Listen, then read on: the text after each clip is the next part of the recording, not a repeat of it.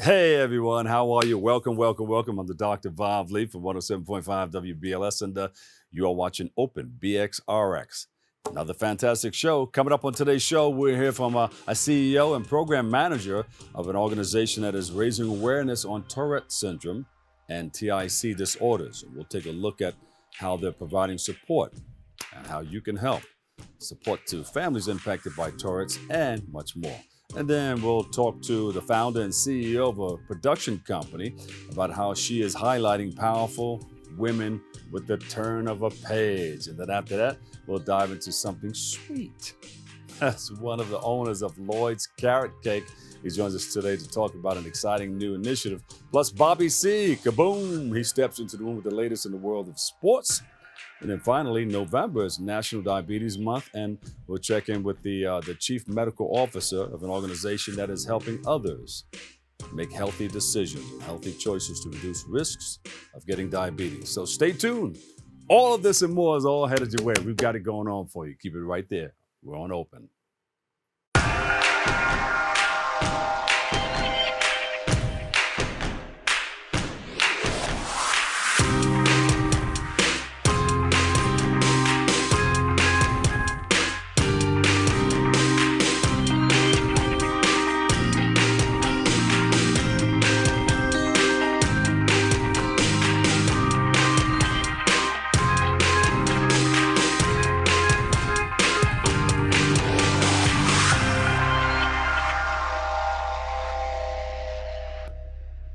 Hey everyone, I'm the Doc Bob Lee. I'm your host, and you're watching Open. It's that live interactive program that brings the Bronx and New York City straight to your TV set. You can stay connected to us through social media at BronxNet TV. Now, leading things off, our first guests are the president and CEO of Tourette Association of America, and joining us is their program manager. And they are here with us to speak about the important work that they are doing to raise awareness on Tourette syndrome and TIC disorder, and how they are providing support for people afflicted with this neurological disease. So please welcome to the show Amanda Talty and Brenda Peart. Welcome. Good morning. How are you guys? Very Nice well, to see thank you. Tell us right off the bat, how long have you guys been working with this organization, and tell us a little bit about it. Sure, so I can begin. I've been with the Tourette Association for 6 years. I have been leading it as the CEO for the last 4, and our mission is to serve individuals living with Tourette syndrome and tic disorder. So as you mentioned, It's a neurological condition. It affects 1 in 50 school-age children. So it's much more widespread than people think. And we're also really looking to fight the stigma against it. So that's why we're here today, to raise awareness. Yeah. So people watching us right now, some people know what it is, and I know people who are dealing with it. But what is TS and tic disorder? So it's a neurological condition. So Tourette syndrome is a neurological condition that manifests in involuntary movements and sounds that one makes. There are also tic disorders, which don't officially classify as Tourette syndrome, but because Tourette syndrome is such a underserved condition, and there are so many physicians that are not well versed in it, many folks go undiagnosed. So tic disorders are also represented by movements and sounds that are not deliberate, and they're involuntary. Yeah. And what is the role of TAA? Anybody can tackle that. Brenda, why don't you take that one? Brenda, go ahead. Well, the role of the TAA is basically to spread awareness and provide supports and resources to people in the community with Tourette syndrome.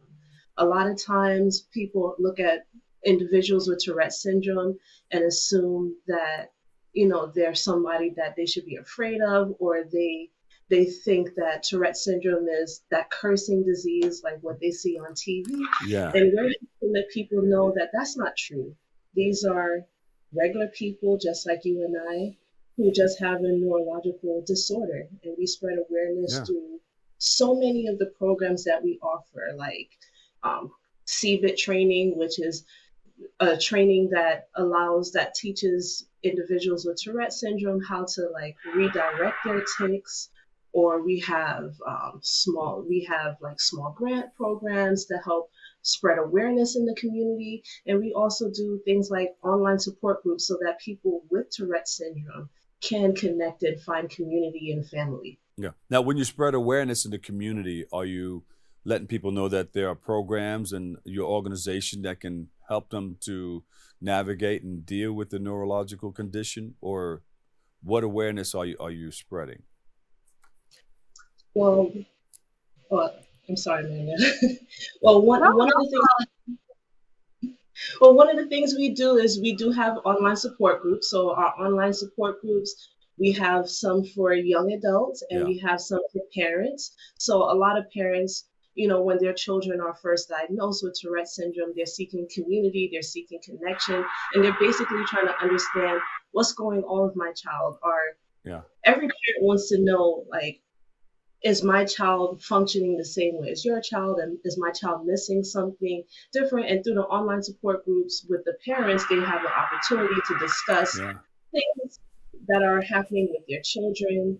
And with the young adult support groups, they're talking about how are they going out into the workforce? Mm-hmm. How are they interacting with the community? How are they interacting with peers?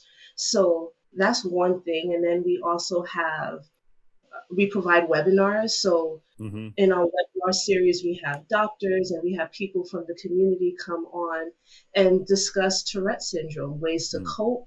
We also talk about medical findings that are going to be coming out as well. Yeah. Amanda, how does this affect the families that are dealing with this? Well, it is a childhood onset condition. And because it's so mischaracterized in so many facets of life, finding appropriate treatment and care can be very difficult. So many families, it can take upwards of 2 years before they get an official diagnosis. So they're often bounced around from the pediatrician to a specialist to an allergist, right? And they kind of go through the gamut of treatment. And when you're talking about a child who's between the ages of 5 and 7, that's a very stressful time. They're first going into school.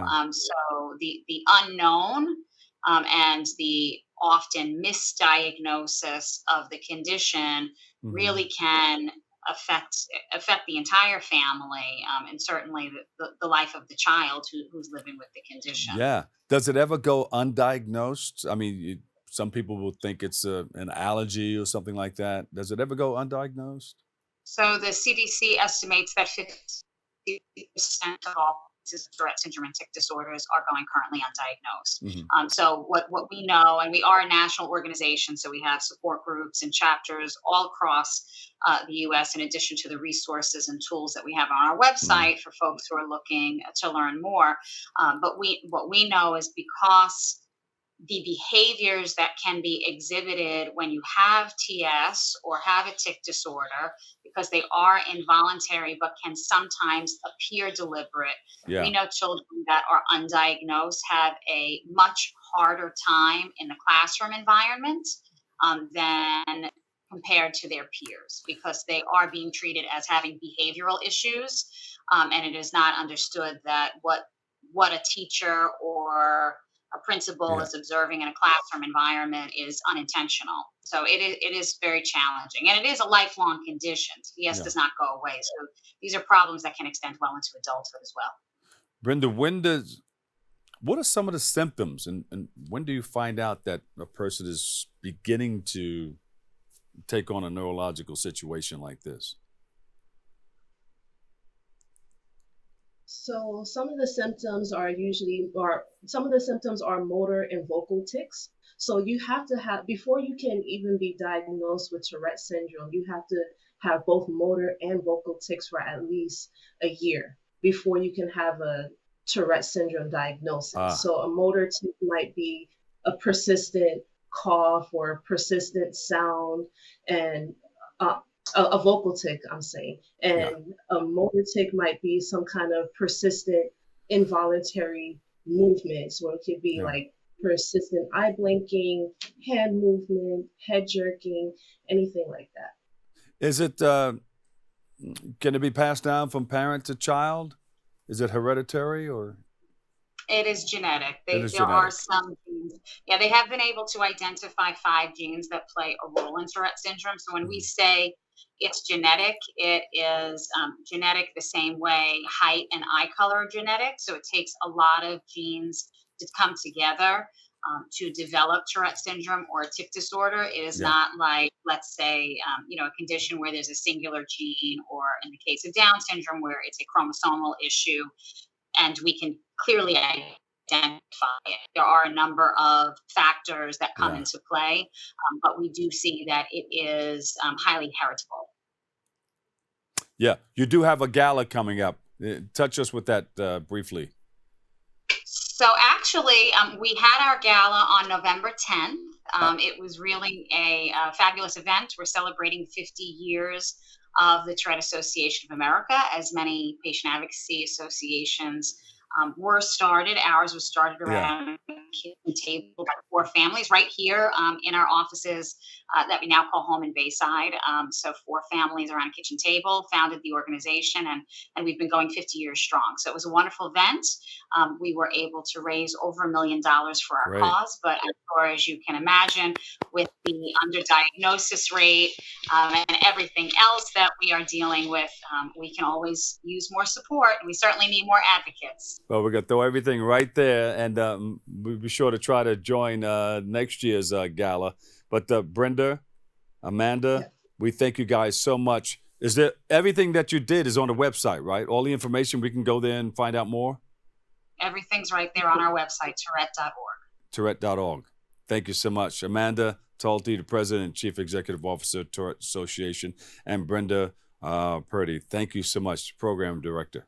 Thank you, the manager. We appreciate you guys, and you're always welcome. My house is your house. You're always welcome to come back and do more. Thank you, Dr. Lee. It was a pleasure. Thank you. All right, we'll take a quick break. We'll come back with a whole lot more right here on Open next.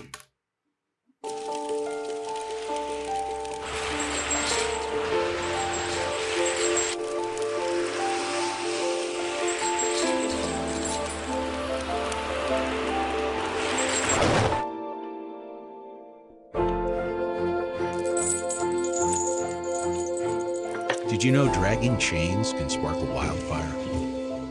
Only you can prevent wildfires.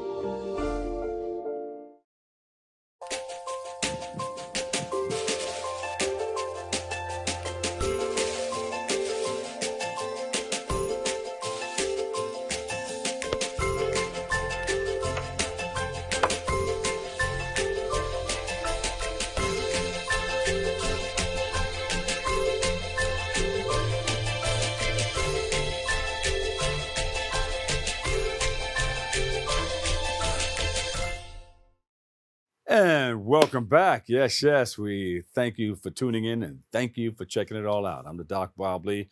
Hey, I have the founder and the CEO of Mickle and Mickle Productions, LLC, and she joins us today to speak about her Boss Mom's Calendar project. So please welcome to the show, Daphney Mickle Golden. Life is golden, huh? It is. Thank you. Welcome to the show. Thank you. Thank you for having me. Daphney, you've been doing a lot of stuff. I see you Yes. worked in Harlem, you worked upstate a little bit, the other Bronx, outside of the Bronx. Yeah. Tell us about some of the things that you've done in the past. Sure. Let's see. Actually, I do have some experience with broadcasting. I did Yes.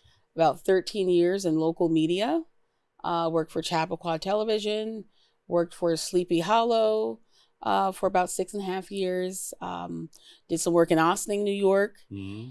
And then it was just all culminating and allowed me to gear up for Mickle and Mickle Productions. Yeah, see?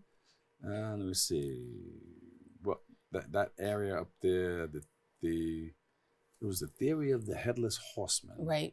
Right. Oh, yeah. And Ossining, I know about Ossining, Uh-huh. and that area up there. Yeah. And And you Chappaqua also- was very wealthy too. Chappaqua, Very rich in experience for me. Well, the president lives up there. He's as still well. up there, the Clintons. Yeah.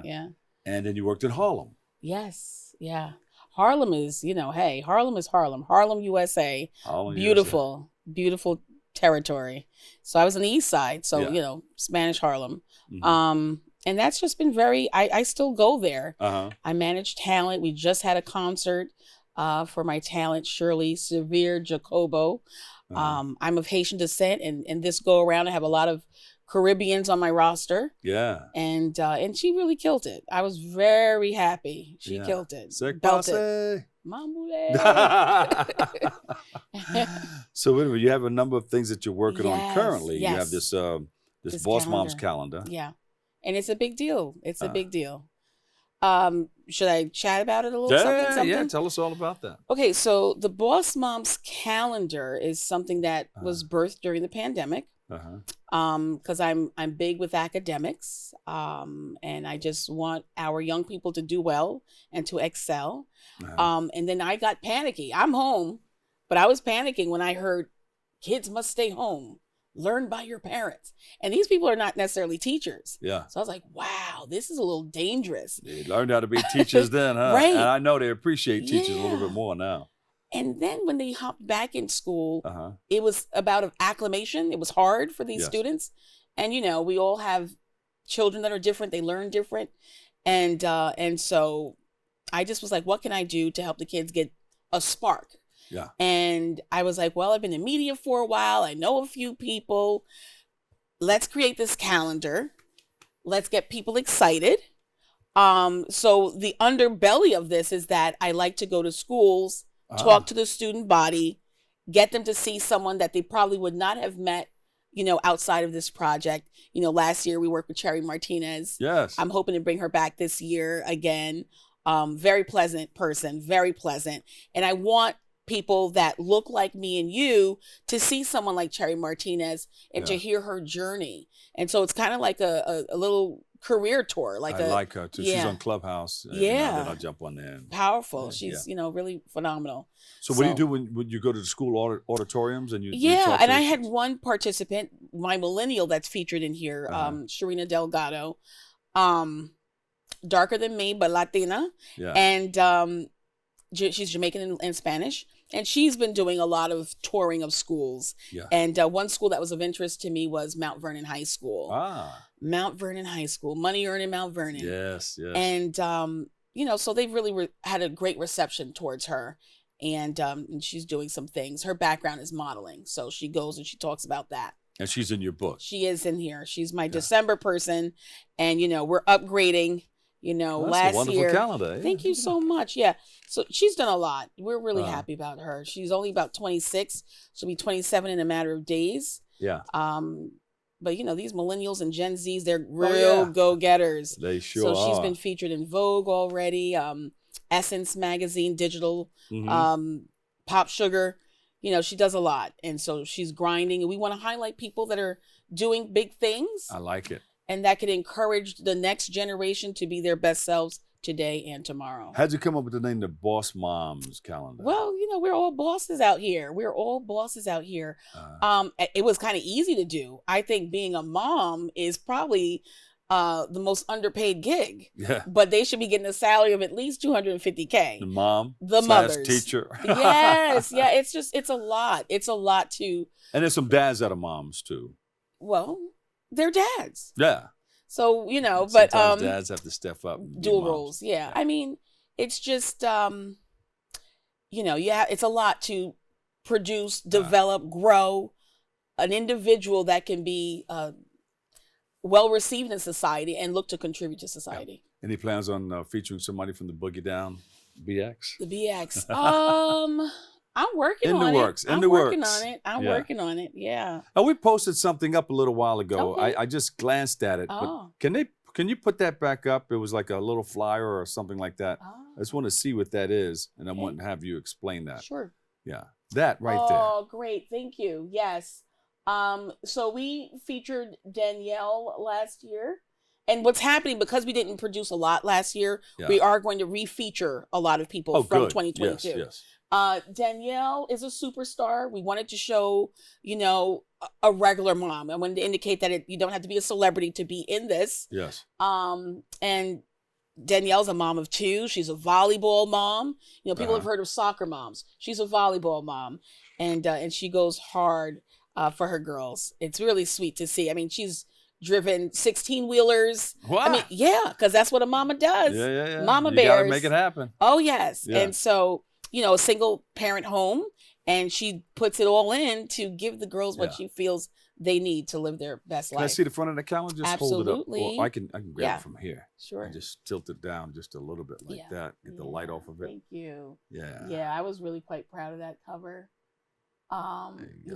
This year we're featuring Janelle Harris. Oh. She's you probably know her. You know so many people from She Exists magazine. And God just opened up a lot of doors this year. But I've been grinding. Yeah. I have been grinding. I only look like I'm 22. You know what I'm saying? Yeah. But it's been really nice. It's been it's been super. Just a lot of doors opened. I mean, and I got to thank Mr. John Blassingame. I do a lot of work with him. Oh yeah. And it's great that he just has the mindset of reaching back and helping others get to his level. That's a good person. It's phenomenal. It's really you have all of this placed on your website, of course, right? I do. You guys can definitely find me on IG. It's Mickle and Mickle. Sounds like pickle. Just remove that P, put an M, and you've got Mickle and Mickle.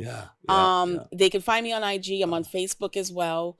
And then we do have a page, which is bossmoms.me. Again, that's bossmoms.me. And help out. It takes a village, a community to get this thing going. All right. Daphney, thank you so much. Thank you for having me. Daphney Mickle Golden. That's right. Founder and CEO of Mickle and Mickle Productions, yes. LLC. That's correct. Yeah. Thank you so much. Thank you. We're going to take a quick break right here, but stay tuned. We'll be back with more Open coming up next. COVID-19 has changed how we spend weekends with the girls. Now it's time to take the first step that lets us get back to brunching instead of late-night munching. Before we can safely come together, we need the facts. As COVID-19 vaccines become available, you may have questions. Should I get it? Is it safe? Should I wait? It's okay to have questions. Now get the facts at getvaccineanswers.org so you can make an informed decision when vaccines are available to you. Dear moms and dads, what you have achieved here today is going to help us and our futures. It is why we are coming up on stage to collect your diplomas. You know it's true. Mom, we love you always. Everything I do. When you graduate, they graduate. Visit finishyourdiploma.org to find free and supportive adult education centers near you. And here we go. Throw your hands in the air and just wave them like you just don't care. Welcome back, everybody. Our next guest is the owner of Lloyd's Carrot Cake. And the lines out there, I'm telling you, you better be careful. Get there early. He's here to speak about the shop's collaboration with Kith and Vault by Vans to present the love that the community has and the love that they're going to give to the community with this wonderful initiative and much, much more. So please welcome to the show, Brandon Adams. Brandon, welcome. Thank you, Bob. Thank you, Dr. Bob. I really appreciate you having me. Yeah. Now, wait a minute.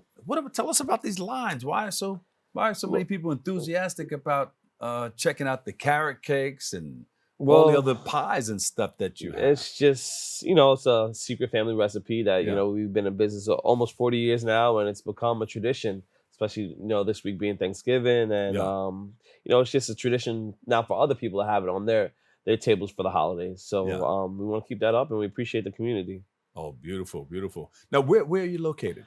So we've got two locations. One is in Riverdale on 6087 Broadway, right across the street from Van Cortlandt Park, and another in East Harlem, 1553 Lexington Avenue between 99th and 100th Street, right on Lexington Avenue. So I'm going over there to line up over there. All right, yeah. Just shoot me a text. I'll help you out a little bit. Oh, yeah. I'll double park the car, run around, because you know how that can get, especially during the holidays. Oh, absolutely. Yeah. Absolutely. I mean, we had a line before we even opened up today. So, we try to do our best. We're baking around the clock at this time. Night shifts and everything like that. Just try to accommodate our customers as best we can. Yeah. And we appreciate their patience, too. Now, you guys go way back. You started in the storefront back in 1985 or something like that. Yeah, 86 in the storefront. My dad started a business out of the trunk of his car, actually. So he was a big basketball player. He played at Wisconsin, Rhode Island, and got drafted by the Bullets actually. Yeah. But you know, he after his career kind of phased out, he would host runs at Columbia University.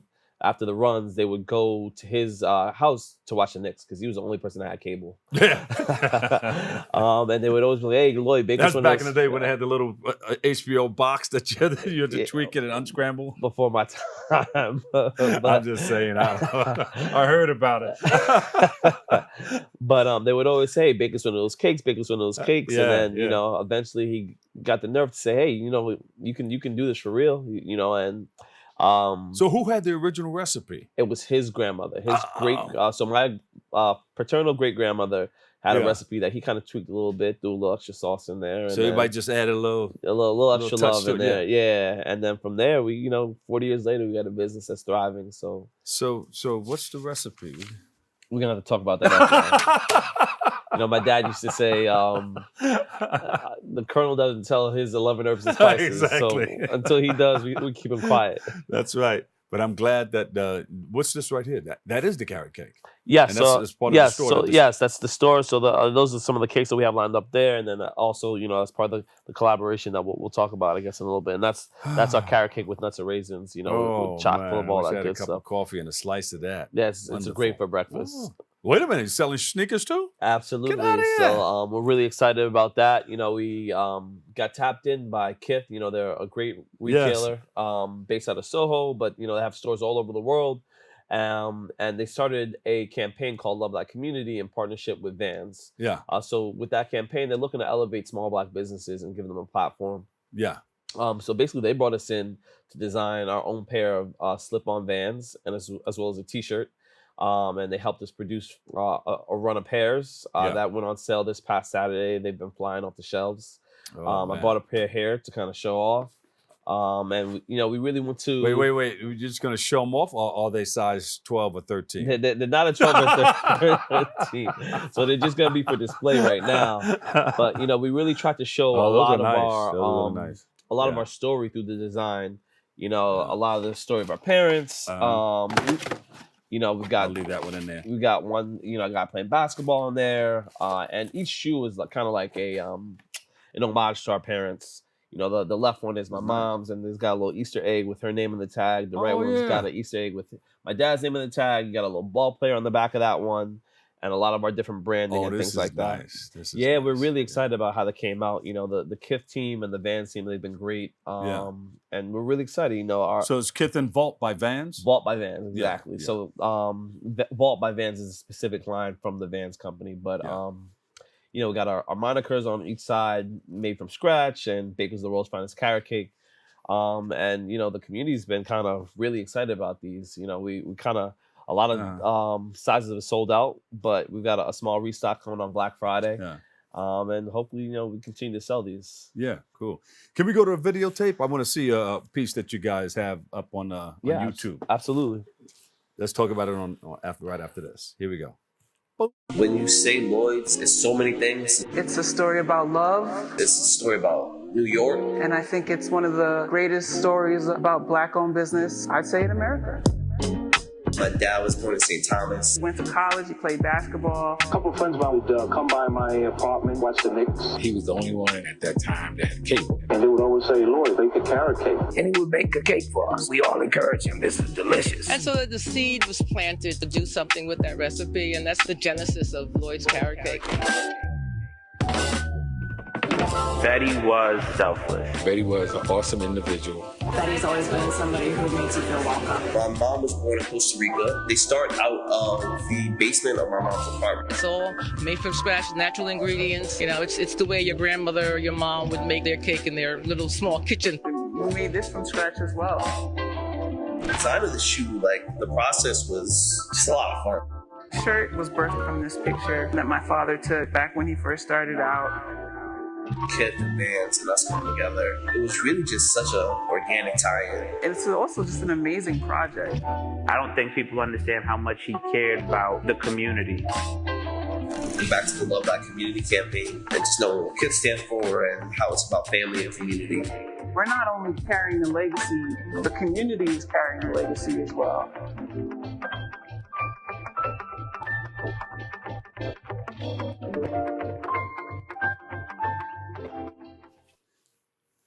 I was trying to put this on here.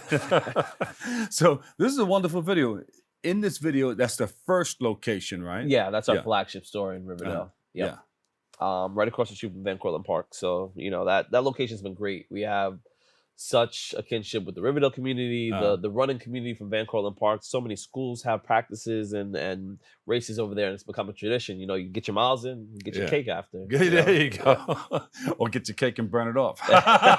One way or another, just stop by. Yeah. Now, I saw a delivery vehicle in there. Do you deliver to different places? So, that's our wholesale vehicle. So, the business started out as a wholesale business. So we provide cakes for a lot of restaurants, supermarkets around the city. We're in Zabar's, Westside Market, a ton of restaurants as well. And we do deliver, through Uber Eats, and we also ship nationwide. So we ship around the country. We ship 3 times a week. Next day, you get a cake on your doorstep via Goldbelly. The service is Goldbelly, goldbelly.com. And it's great because, it's helped us kind of open up our market as well.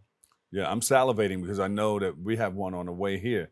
Maybe it'll get here before we get off. If not, we'll just eat it afterwards. I can always swing by. We're close by. So here's the imaginary. It's so good. I can taste it before I bet. So you have a whole piece put together, social media, website, and everything? Yeah, absolutely. You can visit us at lloydscarrotcake.com. Our Instagram is Lloyd's Carrot Cake. We're also on Facebook and Twitter. Most of our information goes via either our website or our Instagram. And you can keep updated there. Or come visit us at either of our stores. And we also ship nationwide on goldbelly.com. So it's a great way to give a gift over the holidays. And not only carrot cakes, you feature a number of other things. We do a great red velvet cake. Our chocolate cakes are great. We do a double chocolate cake, chocolate layer cakes. Our German chocolate cake is very popular as well. And we also do strawberry layer cakes, pineapple layer cakes, and seasonal pies as well. Shucks. And people can they can order online? Yeah, you can absolutely order online on lloydscarrotcake.com. Especially for the holidays, it's your best bet. Try to order early. Because the lines are out there. The lines are there, man. Get there early. No line, no wait. Absolutely. Brandon, thank you so much. Dr. Bob, you're always welcome you to come so back, much, all right? Appreciate you. Thank you We'll so have much. some coffee and some cake and everything the next time. We'll chop it up. Let's do it. Go. All right. Thank you for joining us. And we always welcome you to the show. You're a family of the show. Appreciate you. All right. Bobby C. He's up next. He has the latest in the world of sports. Make sure you kick off your shoes and relax your feet and check it out. It's lunch time yet. It's time. Come start chocolate dinner. Oh, terrific.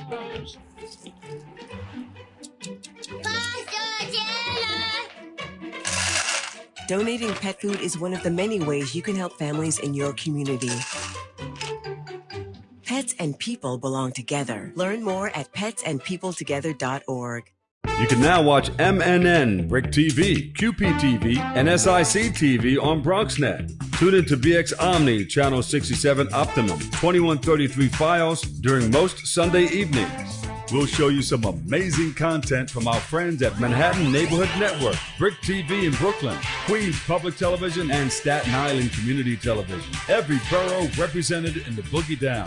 Epic partnerships for the ages. And catch our new Next channel, produced in partnership with MNN, 24/7 on BronxNet Channel 952 Optimum and 2138 Fios.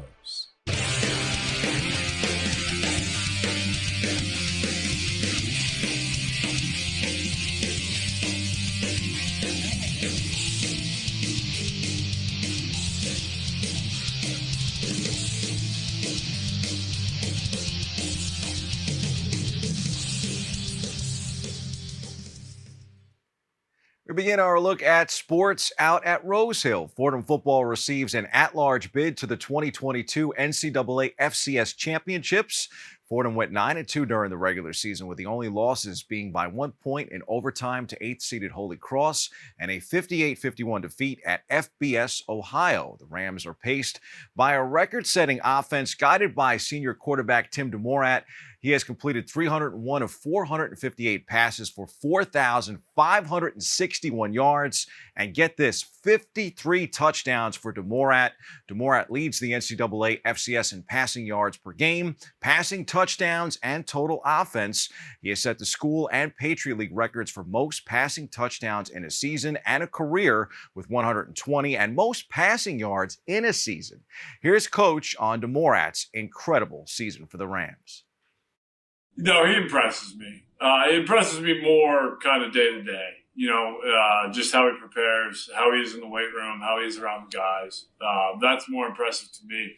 Yeah, I mean, to be honest, in a game, I expect him to make every throw. So if he does throw an incompletion or interception, I'm kind of, it doesn't really register with me. So, he's such a special kid. His work ethic is what impresses me the most. I mean, we talked to him at halftime about, stop thinking about winning this game and just think about one play at a time. I think that's, first half, we stopped when we got the lead, and I think the guys just assumed we were going to roll, and that was going to be it. So it was just something we talked about early in the week. We said, hey, this is what's going to happen. This is what it's going to look like, so they're not surprised. And then, hey, but now we got to focus on the task at hand. So. Timmy touchdown. As a team, the Rams are averaging 612.1 yards per game and 421.4 passing yards a game, both tops in the NCAA FCS, along with 50.2 points per game, second in the nation. Historically, the Fordham offense ranks second all-time in the NCAA FCS, surpassed only by the 1984 Mississippi Valley team, which averaged 640.1 yards per game. Congrats to Fordham on its 6th NCAA FCS championship appearance, the first since 2015. Make it 14 straight victories for New England over the New York Jets on the NFL gridiron, but this latest one, man, really, really hurts. There had not been a punt return for a touchdown across the National Football League this season until Patriots rookie Marcus Jones delivered one. Jones's 84-yard return for a touchdown in which he crossed the goal line with 5 seconds remaining in regulation shockingly lifts the Pats past the visiting Jets 10-3 at Gillette Stadium. This one gives new meaning to heartbreaking for Gang Green. Here's more from the Jets. There's a lot of things that we got to look at to see if we can find some efficiency in our in the offense. Obviously, in the second half, we just couldn't move. I don't feel like we got a first down. I don't even know if we did, but either way, it just wasn't good enough. And it's not about pointing fingers at any one individual or one unit or one anything. It's just finding the answers so we can start moving the ball, because we did it against Buffalo. We've done it against other teams. It's just the consistency needs to get found. We just got to get back on. We got to show up tomorrow and find ways to get better. That's it. It's like I said, whether we won or lost, there's still 7 games to be played. We have the whole season ahead of us. So we're still right there in the thick of things, and we just got to get back on the horse and get ready to play another football game. The Giants didn't fare much better in a shocking loss at home to Detroit. 31-18 is the final at MetLife. The G-Men also lost 6 players to injury in this upset. Daniel Jones and Saquon Barkley struggled offensively in a big game where Big Blue just couldn't do much right. Here's Saquon. We had a lot of drives where we were driving and had penalties. And there's little things. That's what it all comes down to. And that's just the theme of today. But that's in every win and every loss. You could say that every week. And whatever team executes better, whatever team do a little things better is most likely going to come out to win. We got to move on. I think that's for any team in the league. If you're not running the ball well, you're going to pass the ball. I guess that's just the answer there. If the run game's not going, you kind of tied with one hand behind your back. You got to pass the ball. So that's why it's important for myself to get this run game back on track. And the best way to do that is moving on and get ready for Thursday. It's just disappointing because of the loss. To be completely honest, I know you guys probably don't believe, we really don't pay attention to that. We really don't care about that. The only thing we can focus on is one day at a time. If we had that mindset, we'll drive ourselves insane. We'll drive ourselves crazy. So it's disappointing because you lost. But at the end of the day, 7-3 going into Thanksgiving game against Dallas with a chance to get things back on track. And we got to execute and take advantage of the opportunity. Oh, boy. On to some better news on the NBA hardwood. Ben Simmons is finding his form of late. I think it has something to do with my C list a couple weeks ago. We'll see if that continues for him and the Brooklyn Nets. Simmons put up 37 points, 21 rebounds, and 12 assists over 2 games heading into the matchup with his former team, the Philadelphia 76ers. We go back inside the locker room for more. I think immediately you saw a force that he played with, whether it was his pace and his attack of the rim, and it was a relentless attack towards the rim, and really just spraying the basketball. I mean, the pace that he created for us tonight, it'll make it hard for people to guard us. I think it's all tied together. How you feel, what your body feels like, how you can drive your body. What you ask of your body. And so I think as he gets more comfortable and his body feels good and he's able to play more, I think he's going to unlock both the mental and physical. And so for us, that's huge. Happy to see Simmons playing better. He's so talented, just hasn't been able to put it all together. On the college hardwood, one transfer has had an immediate impact right here in the Bronx, and that's Fordham's Khalid Moore. He transferred from Georgia Tech, where he started 63 games for the Yellow Jackets. A Dean's List student at Georgia Tech, Moore returned home to New York this year, joining the Rams out at Rose Hill. He previously played high school basketball at Archbishop Malloy in Queens. We caught up with Coach Keith Ergo on Moore's play this season right here in the Bronx. For us, when we were recruiting him, we talked about him coming home, him taking a much bigger role with our program, having to become more of a Batman, so to speak, or a Robin with Darius Quisenberry, however you want to look at it. And he accepted that challenge. That's what he wanted for his final year. He's a tremendous kid on and off the court. So he works as hard as anybody in our program. So for him to take a bigger role and to enjoy that, he is kind of a mismatch nightmare. And in the Atlantic 10 moving forward, that kind of dynamic small forward position is really, really effective in the Atlantic 10.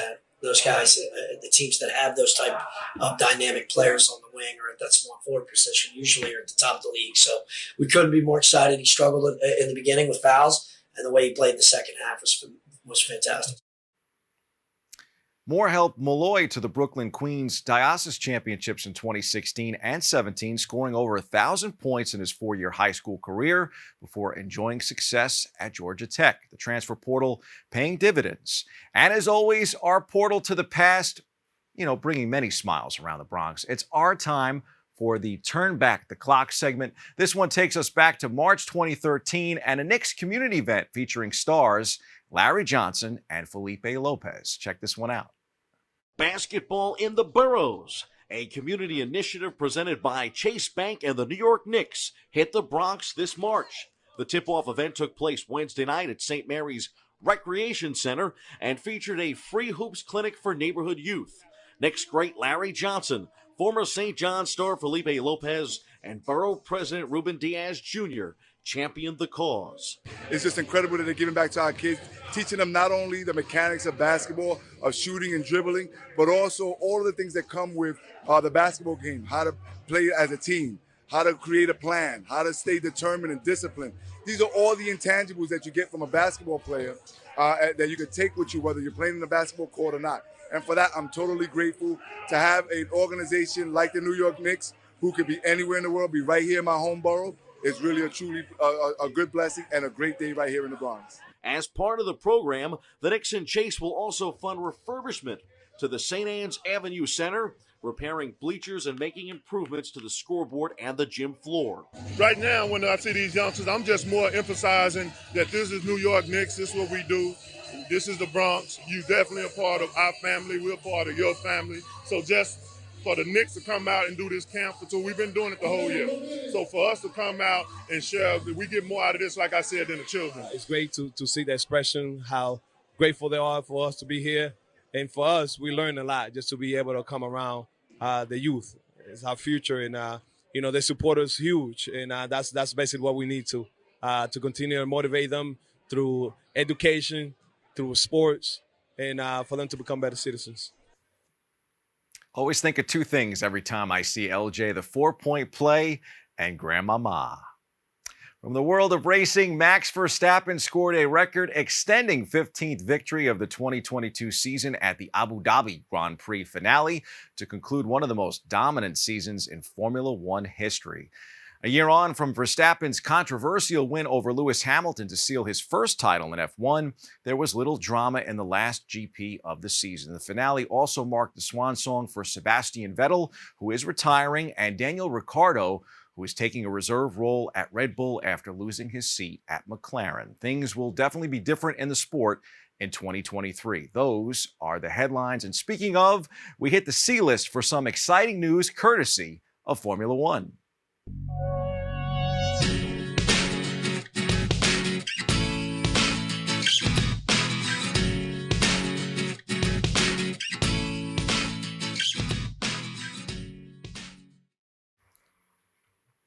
F1 will have a new American face in 2023. Williams Racing confirms that Logan Sargent will race for the team next season in the FIA F1 World Championship. Music to our ears. The 21-year-old American secured sufficient points at the final Formula 2 race in Abu Dhabi to qualify for a super license and was crowned Rookie of the Year after finishing his F2 season with Carlin in P4 with 148 points, 2 wins, and a further 2 podium appearances. It's a huge honor and a dream come true to be given this opportunity to compete in Formula One with Williams Racing. The Floridian said, "I'm ready and excited to be part of this journey as the team looks to progress up the grid." The Williams Academy driver completes the team's lineup for the 23 season alongside Alex Albon and becomes the first racer from the United States to compete in Formula One since 2015. The last, of course, is Alexander Rossi, who we've featured many times here on BronxNet. This is huge for the sport. F1 continues to expand its reach stateside. Sargent will get not 1, not 2, but 3 home races next year and be competing for a team run by American owners. Cheers to that. That's your look at sports. I'm Bobby C. Keep it locked right here. More Open back after this. How do you know when you've made the right decision? It's the feeling you get in your gut, the one that tells you what's right or wrong. It's the one that says, sure, I can have a drink, or the feeling that says, okay, I've been drinking, now what? It's the voice inside you that says, I'm buzzed, better leave the car when it's time to go. Plan ahead, catch a sober ride. Buzz driving is drunk driving. ¿Qué color? Perfecto, mijo. Gracias. Thank you. What's wrong, mijo?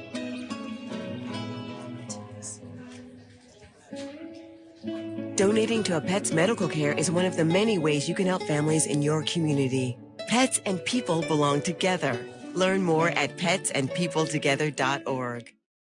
And welcome back, everybody. Yeah, you know, our last guest, it's funny how time flies when you're having fun. So we're here already. Our last guest is the Chief Medical Officer of Somos Community Care, and she joins us to highlight how her organization is raising awareness on diabetes, provide tips and tricks on improving health habits, and much more. So please welcome to the show, Dr. Yomaris Peña. Dr. Peña, welcome, welcome, welcome. Hi, everyone. I hope everyone is having a wonderful week. Yeah. Can I call you my friend Yomi? You could call me Yomi. Dr. If you behave Yomi. well. Yeah. Yeah. So, Yomi is my homie. I've heard that one a lot. yeah.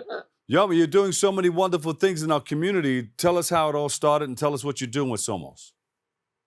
So I'm the Chief Medical Officer at Somos Community Care, and Somos Community Care is a huge organization, 2,500 providers all over New York State, where we take care of the patients that unfortunately don't speak the language or the main language that we do in the United States. We take care of everybody in general, but mainly we're culturally sensitive and we speak the language and understand the culture. So what does that mean?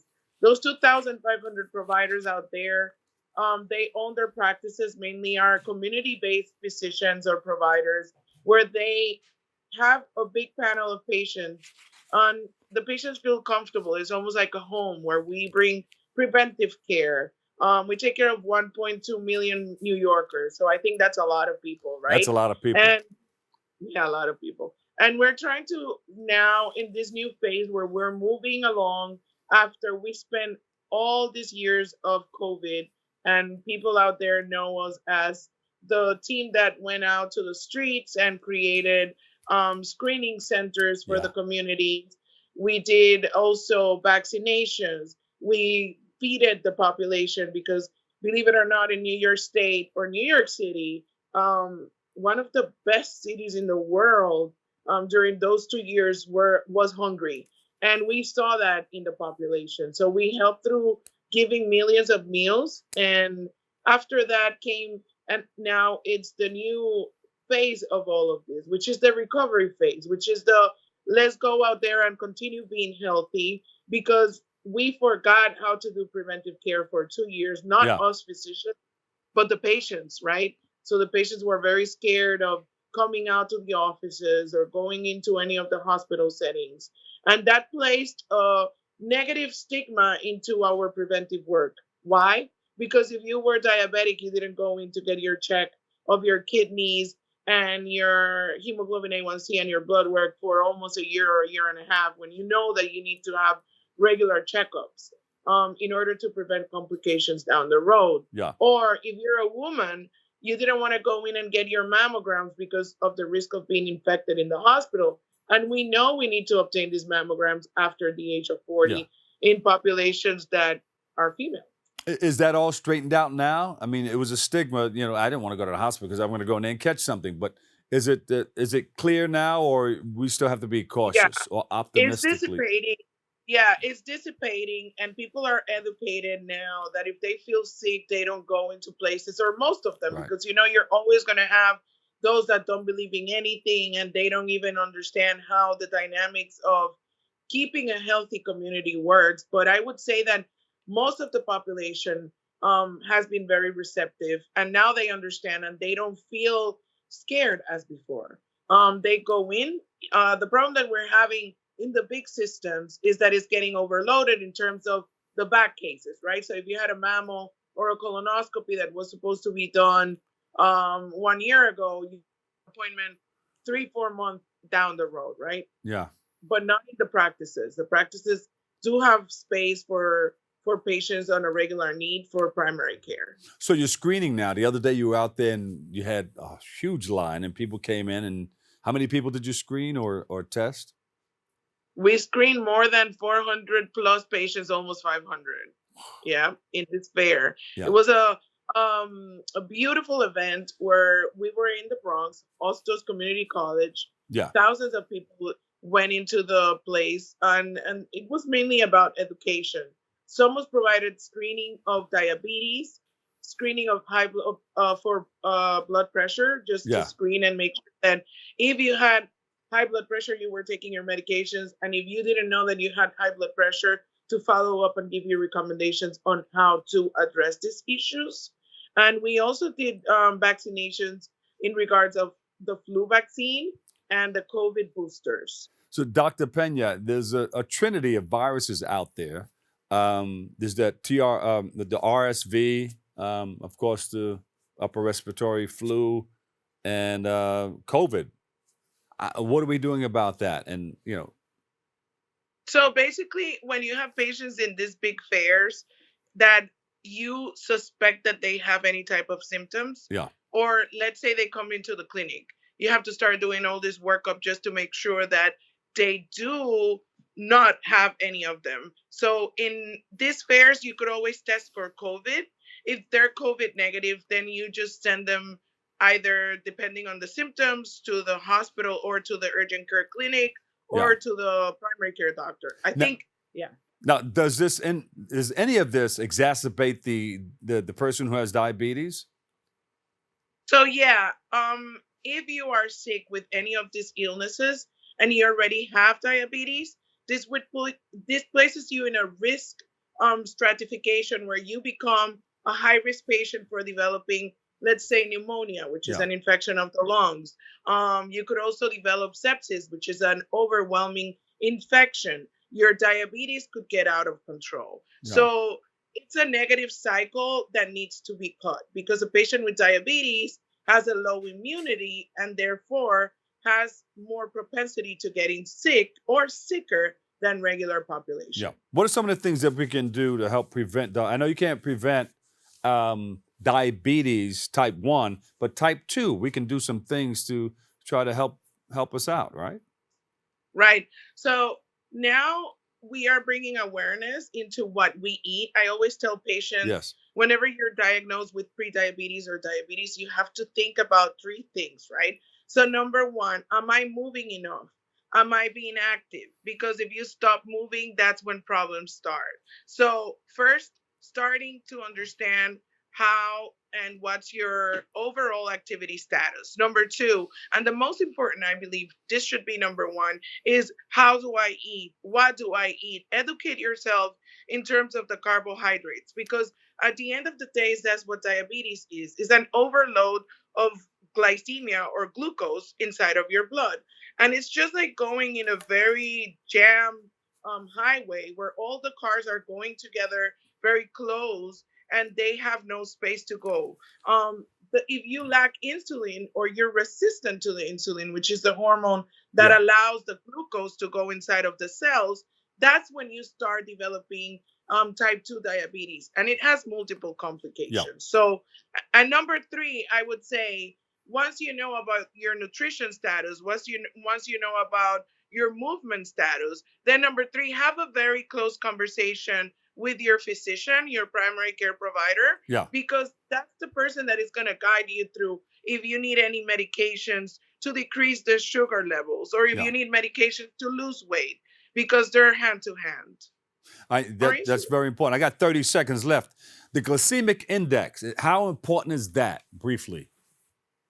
Well, the glycemic index, it's something that you need to be aware because there's so many carbohydrates that are complex and are going to be burned in a very slow way that will keep your body satisfied with the essentials nutrients that you need. In this case, the glucose that you need to burn throughout the process that you need during the day, right? Versus if you have really poor carbohydrates that will burn fast, you're going to have insulin spikes that are going to create a complete chaos inside of your metabolism. It slows down your every single aspect of your cellular process. It slows you down. It accumulates fat. And then you feel that fogginess and fatigue, and everything just goes down from there. Doctor, thank you so much. Your wealth of information, you got to come back again. You're always welcome. Yeah, whenever you guys want me, I'll be here. There you go. My house is your house. In Spanish, you say it that way too. Yeah. Hey, listen, Dr. Yomaris Peña, the Chief Medical Director, Somos. Thank you so much. Bye-bye, guys. Stay safe. Thank you. You too. Unfortunately, that's all the time we have for today's show. I want to thank our guests for joining us, you, our viewers, for tuning in and checking it all out. You got to follow us on BronxNet TV for continued coverage. And I want to thank you for being right here each and every time we come on. Join our hosts, Kibin Aline and Darren Jaime and Rena Valentin on Tuesday, Wednesday, and Friday. That's for all new episode of Open. Always remember this: what you are is God's gift to you. What you make of yourself is your gift to God. So choose your choice. Let your choice control the chooser. I'm the Dr. Bob Lee, and I'll catch you another day, another way, and I'll see you over 107.5 WBLS. I love you all. Peace.